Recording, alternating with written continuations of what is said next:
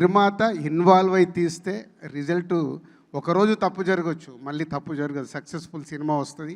Success failures మన చేతిలో ఉండవు. ఆడియన్స్కి ఎప్పుడు రైట్ కాంటెంట్ని మనం తీసుకెళ్తున్నామా లేదా అనేదే మన ప్రొడ్యూసర్స్గా మన పని. అంటే సెలక్షన్ దగ్గర నుంచి అలా మీ యంగ్ జనరేషన్ అందరు ఇప్పుడు సక్సెస్ఫుల్ నిర్మాతలు అయినందుకు thank you very much. And K ర్యాంపుని దివాళీలో 4 సినిమాలు వచ్చిన నంబర్ 1 సినిమాగా నిలబెట్టినందుకు ప్రేక్షకులకి thank you very much. And congratulations whole team. And Kiran and team, success ఈజీగా వస్తుంది. ఈజీగా అంటే కష్టపడితే సక్సెస్ వస్తుంది. నెక్స్ట్ దాన్ని నిలబెట్టుకోవడం చాలా కష్టం. Keep it up. ఎందుకంటే సక్సెస్తో మనకు అన్నీ వస్తాయి, అది వదిలేస్తాం. ఇందాక అదే సాయి రాజేష్తో చెప్తున్నాను, 47 డేస్లో సినిమా తీసామంటే ఎస్, మీరు కష్టపడ్డప్పుడు 47 డేస్లో సినిమా తీస్తారు. నెక్స్ట్ సినిమా కూడా ఇలాగే తీయండి. నెక్స్ట్ సినిమాకి మార్చుకోకండి.